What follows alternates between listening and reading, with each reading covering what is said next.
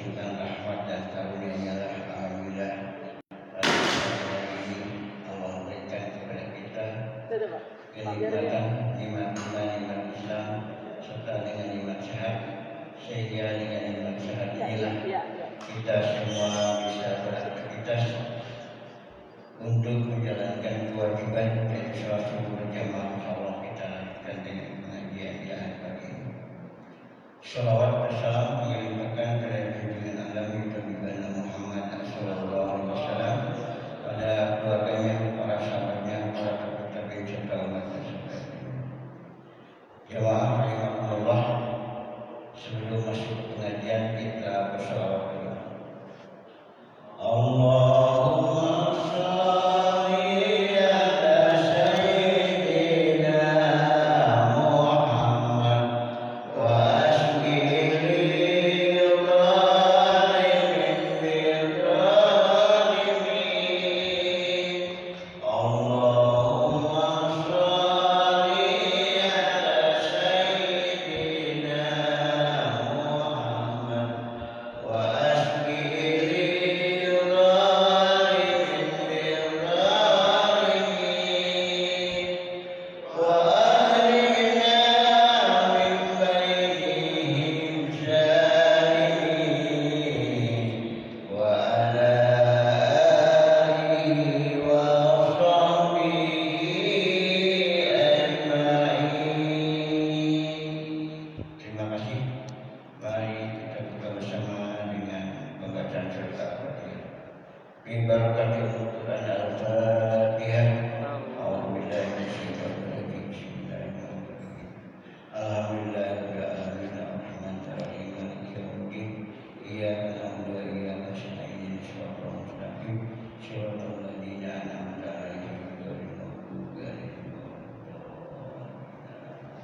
Terima kasih.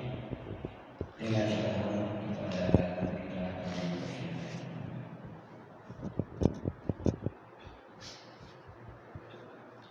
Bismillahirrahmanirrahim. Assalamualaikum warahmatullahi wabarakatuh.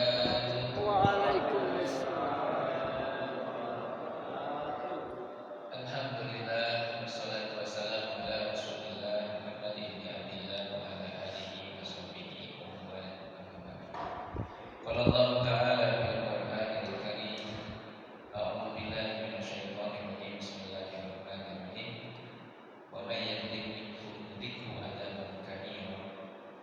Qala Nabi sallallahu alaihi wasallam, "Ittaqul-dzulma fa inna dzulma dzulmatun yawmal qiyamah."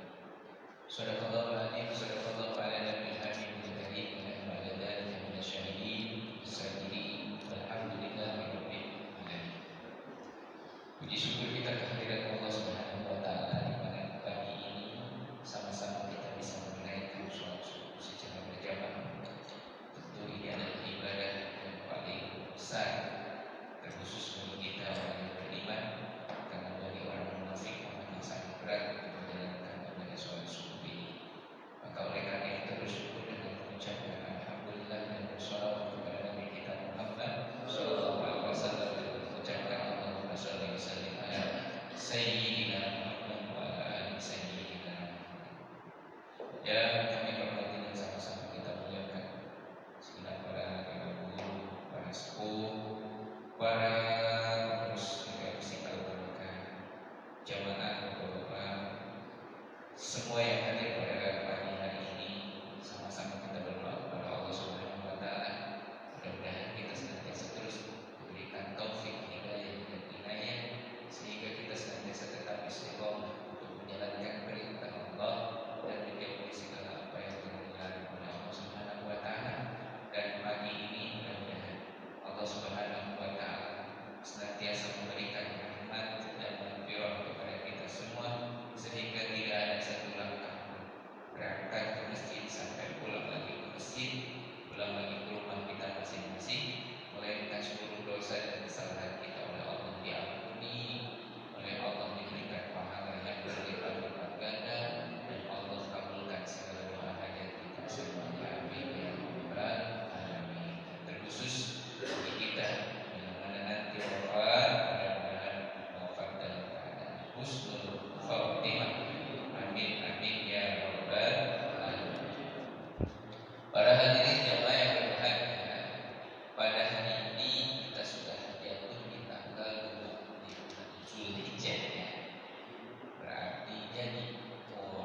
puasa, kalau misalnya mau puasa boleh hari ini dari tanggal 1. Nah, maka insya Allah jatuh tanggal 17 itu di tanggal 10 bulan Juli, 17 ya, Juli ya, Juni Pak.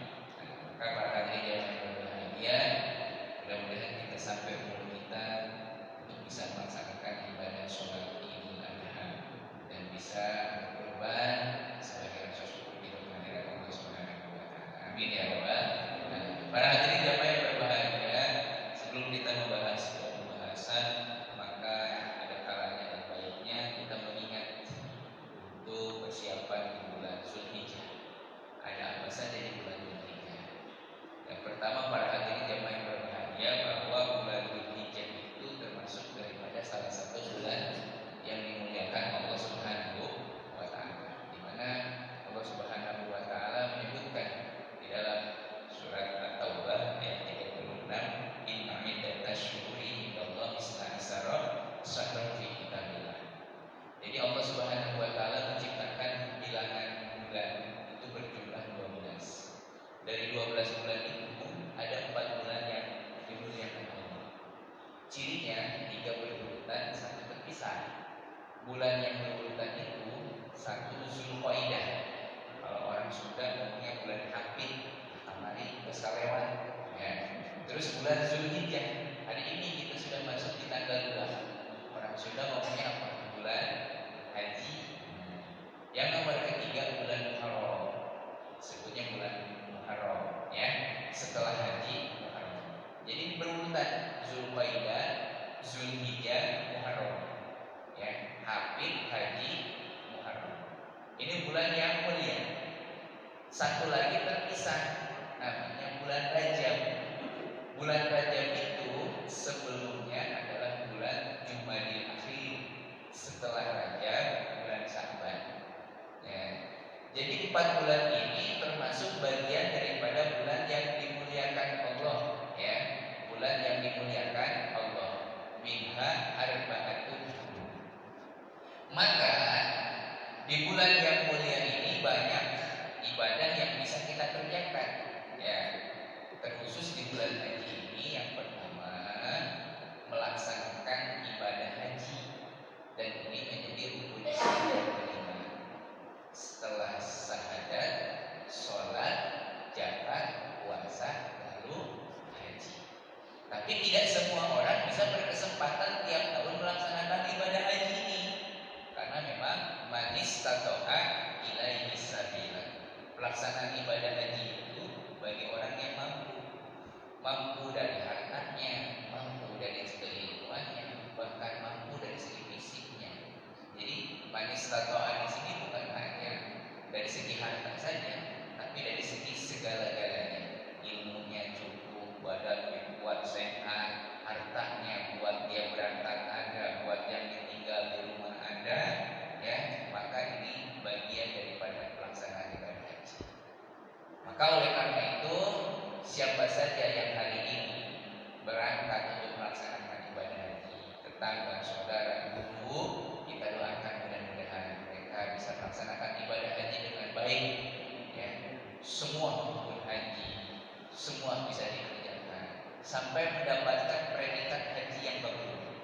Kata Nabi, wal hajjul mabrur laisa lahu jazaa'un illal jannah. Dan tidak ada pahala bagi haji yang mabrur melainkan balasannya adalah surga. Bagi yang sudah berkesempatan melaksanakan haji, mudah-mudahan Allah terima hajinya. Bagi yang belum, mudah-mudahan Allah panggil kita. Amin ya rabbal alamin. Subhanallah. Para hadirin jamaah yang berbahagia, bagaimana kalau kita belum bisa melaksanakan ibadah haji, tapi kita ingin mendapatkan pahala di bulan haji, pahala di bulan Zulhijjah? Maka ambil kesempatan yang kedua, melaksanakan puasa di bulan haji. Melaksanakan puasa di bulan Zulhijjah ini termasuk bagian daripada puasa yang paling utama setelah puasa Ramadan. Di mana Rasul kita mengatakan afdhalus siyami ba'da Ramadan sahrullahil muharram. Puasa yang paling utama setelah puasa Ramadan adalah puasa di bulan Haram.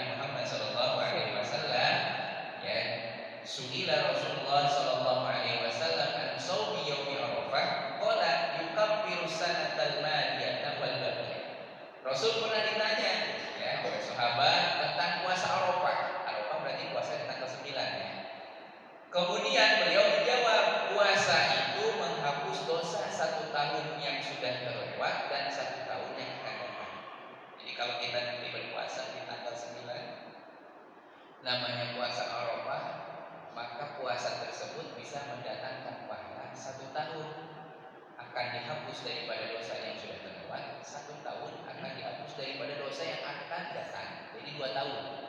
Nah, maka ambil kesempatan ketika kita mau melaksanakan puasa, silahkan puasa. Boleh juga diibaratkan dengan puasa qada Ramadan. Ya, cukup dengan diniatkan qada Ramadan ada di bulan haji, maka kita dapat 2 pahala. Pahala Ramadan yang kita qada terbayar, pahala haji pun insya Allah mendapatkan. Insya Allah. Para hadirin jamaah yang berbahagia, kalau kita tidak mampu untuk berpuasa di bulan Dzulhijjah, maka kita bisa menghidupkan malam di malam Idul Adha.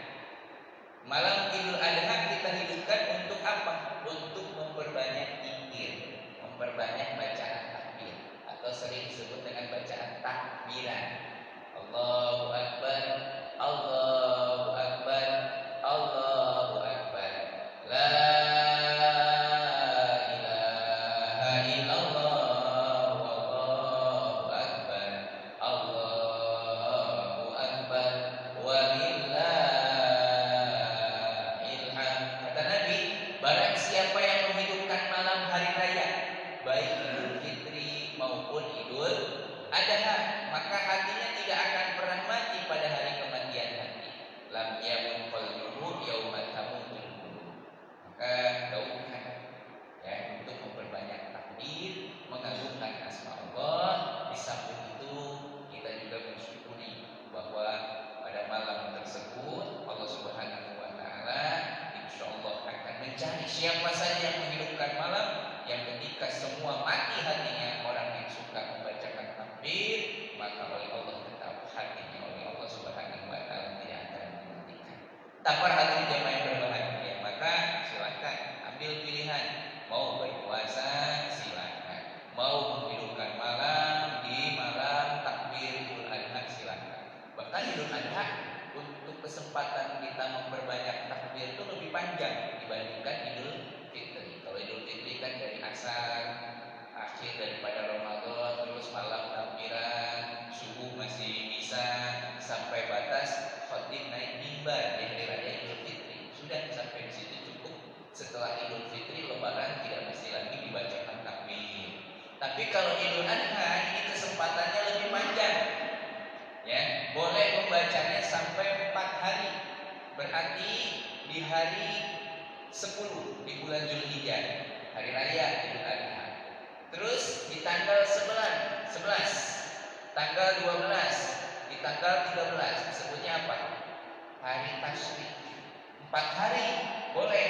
Maka biasa setiap melaksanakan sholat di masjid mushola ya, itu sebelum membaca wirid yang seperti biasa suka diawali dulu dengan bacaan takbir.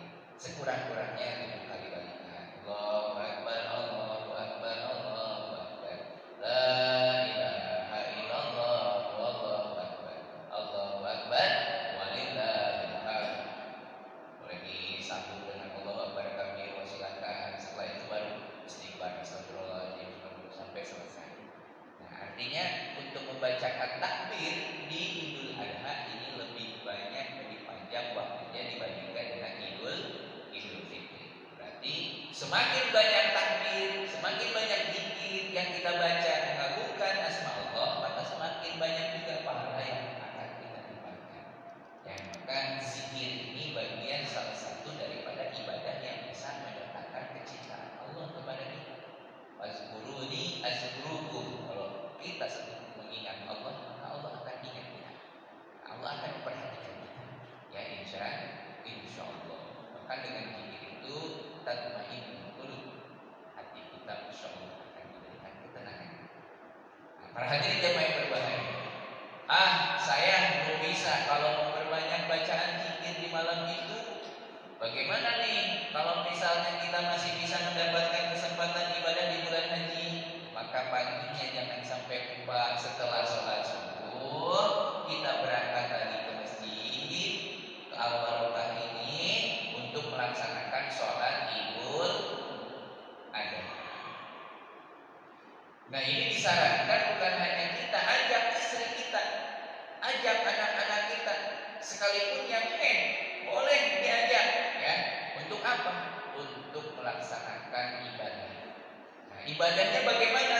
Ya kalau misalnya bagi orang yang sholat, ya sholat. Bagi orang yang ya tidak sholat. Ini selaras dengan perintah Rasulullah Shallallahu Alaihi Wasallam kepada Ummi Atiyah. Ummi Atiyah qalat amarana Rasulullah Shallallahu Alaihi Wasallam fil fitri wal adha an nukhrijal awatiq wal qiyam wa jawadil wa ammal qiyam fa yaqtazilna sholat. Rawahu Bukhari dan Muslim. Di mana dari Ummi Atiyah ia berkata bahwa Rasulullah Shallallahu Alaihi Wasallam telah menyuruh kami pada hari raya Idul Fitri dan Idul Adha agar kami membawa perempuan-perempuan gadis, perempuan ya yang memakai cadar, perempuan yang sedang haid. Untuk apa? Untuk ke tempat sholat di hari raya. Adapun perempuan yang sedang haid, mereka tidak melaksanakan sholat. Kalau posisinya pelaksanaan sholat tersebut di lapangan, di tempat terbuka, maka perempuan yang sedang haid ini bisa sejajar dengan yang sholat. Ketika yang lain sholat, dia duduk saja. Dia tidak melaksanakan sholat karena bagi orang yang haid haram untuk melaksanakan sholat. Tapi bagi orang yang melaksanakannya di masjid seperti di Al-Barokah, dia boleh posisinya di luar. Maka yang biasa kalau perempuan di luar gitu ya. Jadi aman saja kecuali di dalam masjid. Jadi ada keuntungan bagi perempuan yang sedang haid, dia bisa melaksanakan bersama-sama dengan kita melaksanakan ibadah sholat Idul Adha. Mereka walaupun tidak sholat tapi bisa mendapatkan pahala yang lain, silaturahminya, kebersamaannya, gitu kan? Dan bisa mendengarkan nasihat daripada sang khotib yang membacakan khutbah seperti itu. Para hadirin jamaah yang berbahagia. Nah, jadi satu melaksanakan ibadah haji, dua melaksanakan puasa di bulan haji, tiga menghidupkan bacaan takbir di malam Idul Adha, yang nomor keempat melaksanakan sholat Idul Adha-nya. Nah, bagaimana? Apakah masih ada pelaksanaan ibadah yang kita bisa kerjakan di bulan haji yang tidak bisa dikerjakan di luar bulan haji? Nah, ini nih yang biasa panitia gencar-gencarnya, apalagi seminggu lagi menjelang Idul Adha, untuk melaksanakan salah satu perintah Allah, berkurban. Ya, sudah berapa sampai di sini? Ada 7. Mudah-mudahan. Alhamdulillah. Aminnya 50. Amin. Biasanya tidak kurang daripada angka itu ya. Mudah-mudahan bisa bertambah semangat. Nah, di bulan Dzulhijjah ada perintah tahun itu konsisten terus. Caranya bagaimana? Nah, caranya kalau memang kita mau ya bergiliran. Tahun ini kita, tahun depan istri kita, tahun depan anak yang pertama, tahun depan anak kedua.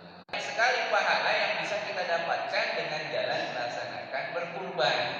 Dalam keterangan disebutkan kurban dapat menyelamatkan kepada kita yang berkurban, menyelamatkan dari apa? Bahaya dunia dan akhirat. Itu yang pertama. Terus dengan kurban termasuk amalan yang paling dicintai Allah. Dengan kurban dapat mendapatkan jalan ya kebaikan di dunia dan di akhirat. Dengan kurban itu akan mendapatkan doa daripada malaikat. Bahkan dengan kurban akan menaikkan derajat kita. Maka mudah-mudahan ya yang sudah berniat, bahkan yang sudah beli hewannya baik sapi maupun kambing atau domba, mudah-mudahan Allah terima kurbannya nanti. Bahkan bagi yang sudah diniatkan ada persyaratannya ya. Biasanya ada kesunahan-kesunahan. Salah satunya apa? Tidak boleh mencukup. Itu kan ya, yang lain. Para hadirin jamaah yang berbahagia, yang justru yang dijadikan permasalahan itu adalah bagi orang yang mempunyai harta tapi dia enggan berkurban. Terkenal kayanya, pengen disebut orang kaya, tapi urusan kurban tidak mau. Nah, yang ini jadi masalah. Jangan sampai kalah sama orang yang tidak mampu, tapi dia semangat untuk berkurban. Kan biasa suka ada ya menabung 1 tahun, tapi memang untuk berkurban. Ini sama saja menampar kepada kita yang katanya kita menjadi orang yang kaya. Maka takut masuk dalam hadis Nabi kita Muhammad Shallallahu Alaihi Wasallam. Kata Nabi, "Man kana lahu sa'atun wa lam yudhi fala yaqrabanna musallana." siapa yang mempunyai kelapangan rezeki atau harta tetapi tidak mau berkurban, maka kata Nabi, fala yaqrabanna musallana, jangan sekali-kali mendekati tempat sholat kami. Rasul tak senang tuh, ya, orang yang mempunyai harta tapi tidak mau berkorban. Kata Nabi, jangan dekat-dekat ke masjid saya, jangan dekat-dekat ke musola saya. Bahkan dalam hadis yang lain sampai diancam, ya, mati sajalah kalian, kamu kalau tidak Yahudi dan Nasrani. Maka mudah-mudahan ya Allah lapangkan rezeki kita, luaskan rezeki kita sehingga kita bisa berkorban di tahun ini dan seterusnya. Nah, ini penyampaian berkaitan tentang Idul Adha yang penting saya sampaikan. Barangkali ini sering ya disampaikan oleh guru-guru yang lain, tapi walaupun sering, namanya manusia juga bisa suka lupa ya. Tapi mudah-mudahan ada semangat di kita untuk bisa melaksanakan ibadah-ibadah yang bisa kita kerjakan di bulan ini. Bangga dipilih mau yang mana, tapi yang jelas semua itu adalah perintah Allah baik. Ya, kalau kita tidak bisa berhaji, ya minimal 4 yang tadi kita bisa kerjakan: puasa, membaca takbir, melaksanakan sholat Idul Adha, dan berkurban. Insya Allah. Para hadirin jamaah yang berbahagia, pembahasan hari ini terkait zolim. Ya, zolim itu apa sih ya? Zolim itu wajib syai'in bi ghairi mahallihi, menempatkan sesuatu tidak pada tempatnya. Ini pengertian zolim secara definisi ya. Maka para hadirin jamaah yang berbahagia, zolim ini kebalikannya adalah keadilan. Kalau tidak adil berarti zolim. Kalau zolim berarti lawan katanya adalah adil. Adil, zolim. Zolim seperti halnya jujur berarti dusta atau bohong. Para hadirin jamaah yang berbahagia, Allah dan Rasul itu amat sangat melarang kepada kita untuk melakukan perbuatan zolim. Perbuatan zolim ini perbuatan yang sangat amat Allah benci. Bahkan Allah mengancam kepada pelaku zolim. Ya, bagi siapa saja yang melakukan perbuatan zolim, Allah mengancamnya. Di mana Allah sebutkan dalam surat Al-Furqan ayat 19, wa may yadlim minkum nudzikhu adzaban kabira. Barang siapa ya di antara kamu berbuat zalim, niscaya kami rasakan kepadanya azab yang amat sangat besar. Nah, maka Rasul pun mengatakan, mengingatkan kepada kita dan Nabi, "Taqulma fa inna dzulma dzulmatul yaumil qiyamah." Takutlah kalian terhadap perbuatan zalim, karena dengan sebab perbuatan zalim itu dzulmatul yaumil qiyamah akan menggelapkan kita pada hari kiamat. Para hadirin jamaah yang berbahagia, praktek zalim itu bisa dengan tiga. 1, zalim kepada Allah, 2, zalim kepada diri sendiri, dan 3, zalim kepada orang lain. Yang paling kita sering itu kan zalim kita kepada orang lain, atau kita dizalimi oleh orang lain. Padahal zalim itu bisa juga zalim kepada diri sendiri. Dan yang paling mengerikan adalah zalim kita kepada Allah Subhanahu wa taala. Ini bagaimana nih yang termasuk kata zalim kepada Allah? Zalim yang kepada Allah ini seperti apa? Nah, zalim kepada Allah itu adalah yang pertama memusyrikkannya, menduakan Allah. Ini termasuk perbuatan zalim. Bahkan Allah menyebutkan di dalam surat Luqman ayat 13, "Inna syirka la dzulmun adzim." Sesungguhnya mempersekutukan Allah adalah benar-benar kezaliman yang amat sangat besar. Kita percaya sama Allah, tapi kita percaya kepada selain Allah, menyembah Allah, menyembah juga kepada selain Allah. Ini musyrik. Musyrik ini perbuatan zalim yang amat sangat besar. Yang nomor kedua, kufur. Menjadi orang kafir. Kufur itu perilaku perbuatannya, kafir itu orangnya. Ini Allah sebutkan dalam surat Al-Baqarah ayat 254, wal kafiruna humul zalimun, dan orang-orang kafir itulah adalah orang-orang zalim. Jadi kalau misalnya orang tersebut tidak percaya kepada Allah, berarti dia kafir. Kalau dia percaya kepada Allah tapi percaya kepada selain Allah, berarti dia musyrik. Orang yang mati dalam keadaan kafir, orang yang mati dalam keadaan musyrik, tidak ada sedikit pun baginya kesempatan untuk masuk ke dalam surga. Jadi kalau orang meninggal sebelum dia bertobat, dia mempunyai kapal, mempunyai kekufuran atau kemusyrikan, tak ada kesempatan untuk dia masuk ke dalam surga. Alhamdulillah ini. Para hadirin jamaah berbahagia. Maka kita bersyukur. Begitu sebelum lahir ke alam dunia, kita kan bersaksi bersama Allah. Ya. Alastu bi rabbikum? Qalu bala syahidna. Kita bersaksi bahwa Engkau adalah Tuhan kami. Begitu kita lahir ke alam dunia, kesaksian kita sama seperti mana kesaksian kita sebelum lahir ke alam dunia, bahwa kita bersaksi bahwa Allah adalah Tuhan. Bagi orang kafir, bagi orang musyrik, ini dia tidak selaras dengan saksinya ketika dia sebelum lahir ke alam dunia. Maka orang yang seperti ini termasuk zalim, ya, zalim kepada Allah Subhanahu wa taala. Maka jaga diri kita, jaga keluarga kita daripada siksa api neraka Allah Subhanahu wa taala dengan sebab perbuatan zalim, apalagi kafir kepada Allah Subhanahu wa taala. Dua, ada zalim kepada diri sendiri. Terkadang ini tidak disadari, padahal ini adalah zalim, perbuatan yang tidak baik, perbuatan jahat. Ya, kalau kita nih lapar, biar hilang laparnya bagaimana? Makan. Kalau kita haus, biar hilang hausnya bagaimana? Minum. Kalau kita menahan lapar, menahan haus, bermasalah apa tidak kepada tubuh kita? Jadi apa tuh? Lama-lama sakit. Kenapa? Karena kita menahan, ya, sehingga badan kita menjadi sakit. Berarti menyakiti diri sendiri. Begitupun para hadirin jamaah yang berbahagia, ada yang disebut dengan zalim kepada diri sendiri. Cirinya apa? Yaitu dengan melakukan perbuatan dosa, dengan perbuatan maksiat, dan meninggalkan perintah Allah.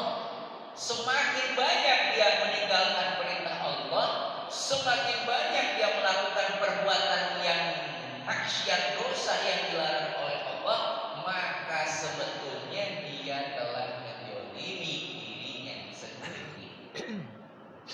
Kalau kita belum mau melaksanakan sholat, belum mau melaksanakan ibadah, maka sebetulnya itu dosa buat kita. Ya, kalau kita masih senang melaksanakan maksiat, perbuatan dosa, sebetulnya itu mencelakakan diri kita. Sama saja seakan-akan kita itu rela ridho kalau kita itu nanti akan dimasukkan Allah ke dalam neraka. Kenapa? Karena perbuatan kita. Jangan sampai salahkan Allah, ya Allah kenapa saya masukkan ke dalam neraka? Karena perbuatan itulah perbuatan yang kita kerjakan. Allah wa ma zalamuna walakin kanu anfusahum yadlimun, dan tidaklah mereka, ya, menganiaya kami, akan tetapi mereka lah yang menganiaya diri mereka sendiri. Ini yang paling mengerikan para hadirin jamaah yang berbahagia, yang melakukan dosa maksiat orang tersebut, tapi ketika Allah turunkan azab bencana, orang soleh kebagian. Ini permasalahan. Jadi jangan sampai dikatakan ketika ada orang yang penyeru kebaikan, nahi mungkar, dia katakan, urusan-urusan saya ngapain ikut-ikut campur.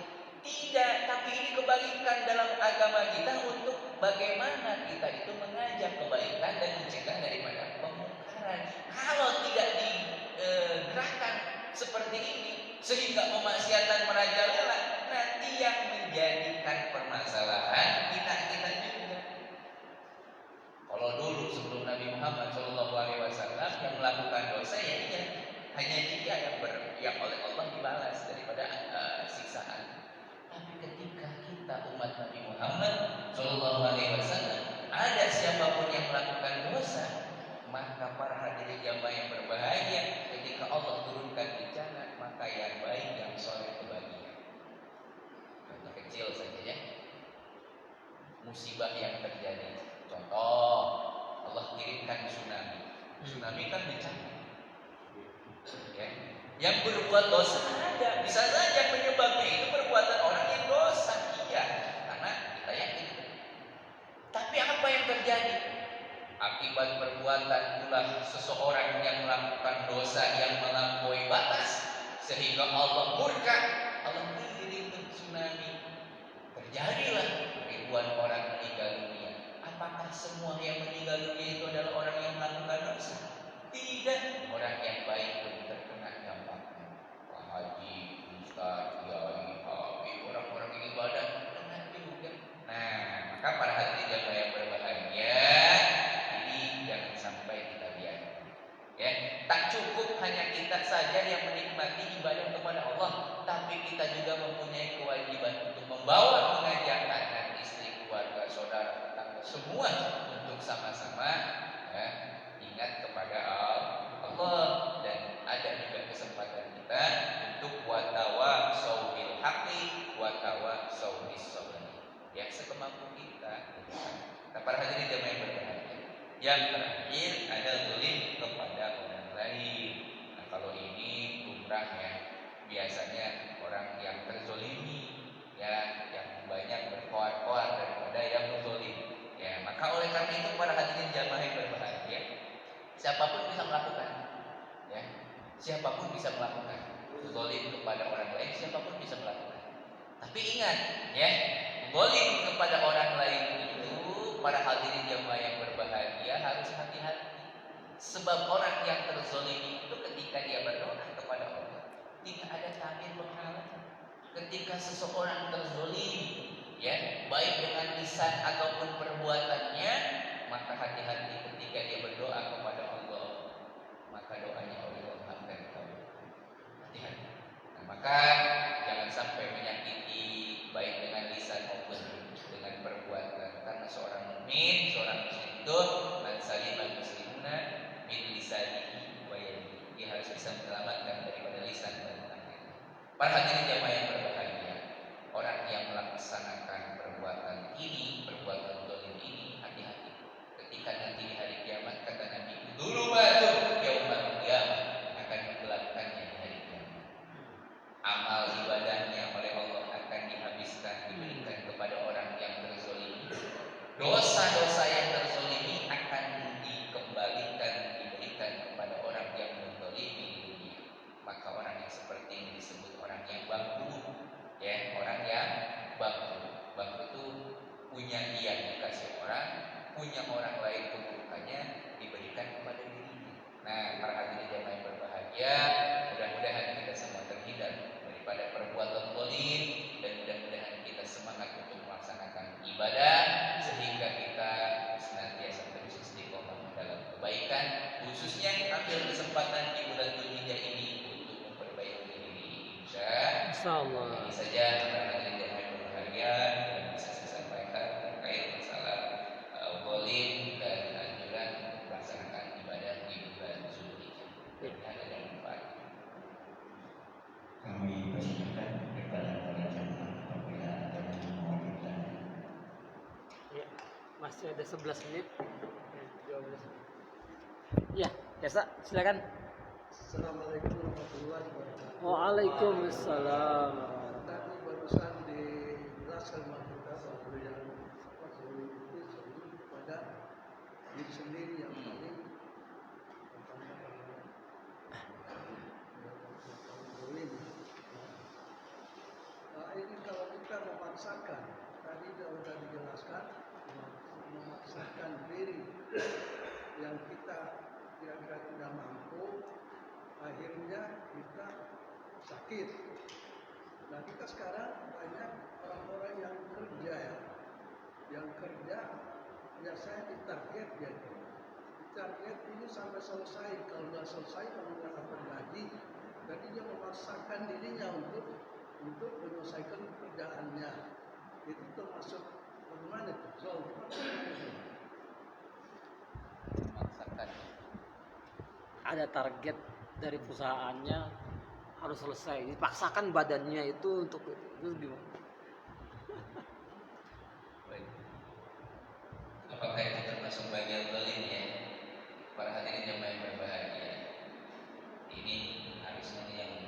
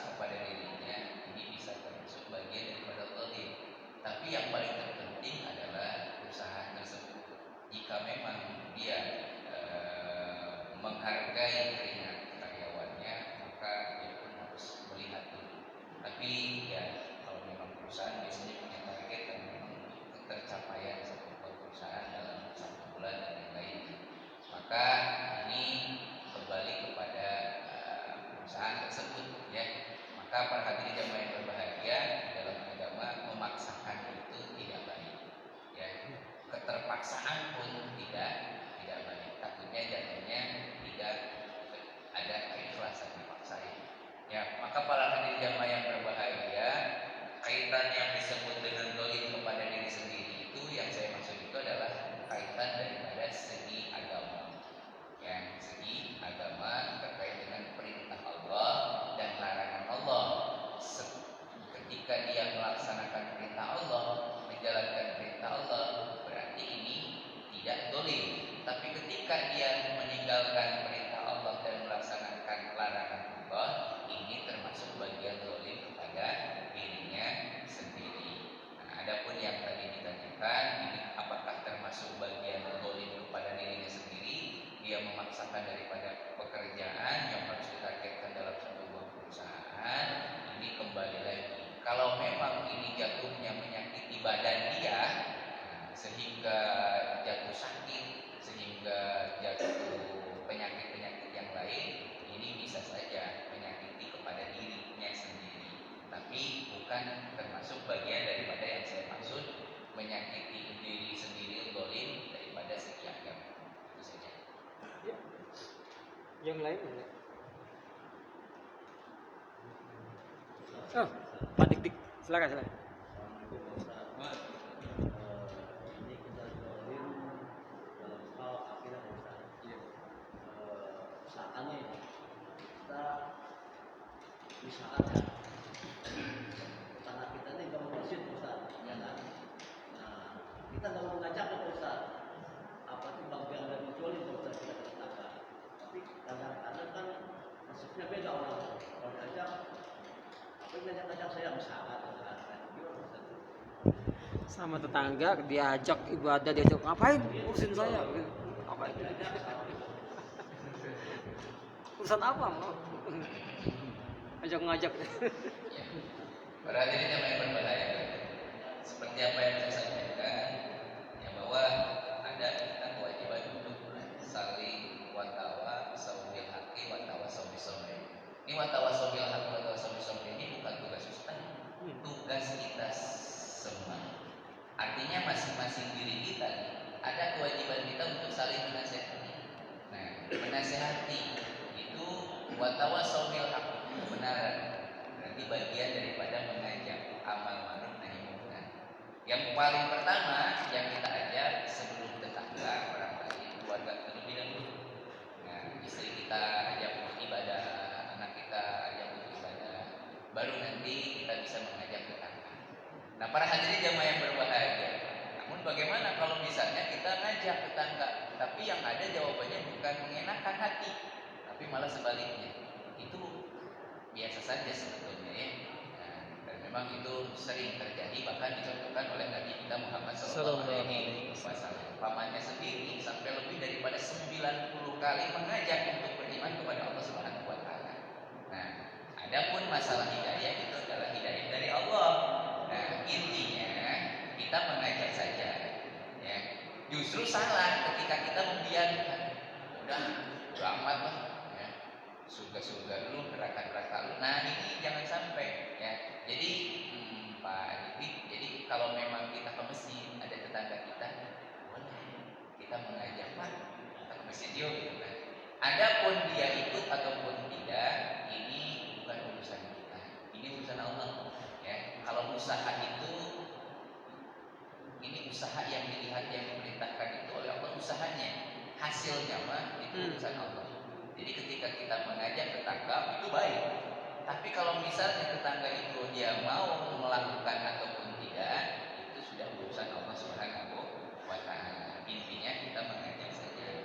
Dan kita tidak mesti harus diambil hati daripada ucapan-ucapan mereka. Intinya kita melakukan kebaikan saja. Cukup sampai di situ, ya. Dan ini tantangan buat kita. Insya Allah. Apakah perbuatan zalim ketika kita biarkan orang tersebut tidak melaksanakan ibadah? Takut, ya, masuk kepada pembiaran, ya, takut masuk kepada pembiaran. Kalau dalam keluarga ada yang disebut dengan dayus, ya. Dayus, ketika seseorang dia mampu melakukan ibadah, tapi anak istrinya dia dibiarkan. Ini bisa menarik kita masuk dalam neraka, kan? Karena apa? Membiarkan melakukan perbuatan dosa anak dan istri kita. Nah, maka oleh karena itu kesempatan buat kita semua untuk mengajak saja, datang ataupun tidaknya itu sudah urusan Mengajak saja sudah dapat pahala. Apalagi yang diajak sampai melakukannya, ini akan mendapatkan double pahala. Jadi kalau misalnya kita nih mau ke masjid, ya, ada tetangga kita, ajak saja. Berangkat ataupun tidak, itu urusan Allah, urusan mereka. Itu mungkin ya. Cukup. Iya, masih ada. Masih ada. 3 menit. Ayo, yang di belakang mau ada yang ditanyakan diskusi. Silakan di depan. Oh, sudah. Karena lagi ada yang dibicarakan. Baik, kalau memang sudah cukup, ya, tidak ada lagi pertanyaan. Kita cukupkan sekian saja, ya. Kami ucapkan terima kasih kepada guru kita, ya, Bapak Ustaz Muhyiddin yang telah memberikan ilmu ini kepada kita semua, dan kepada para jamaah yang sudah sama-sama mengikuti pengajian di pada sore ini. Mari kita tutup semua dengan pembacaan istighfar, hamdalah dan doa kepada Astagfirullahaladzim, alhamdulillahirrahmanirrahim, subhanakallahumma wa bihamdika, asyhadu an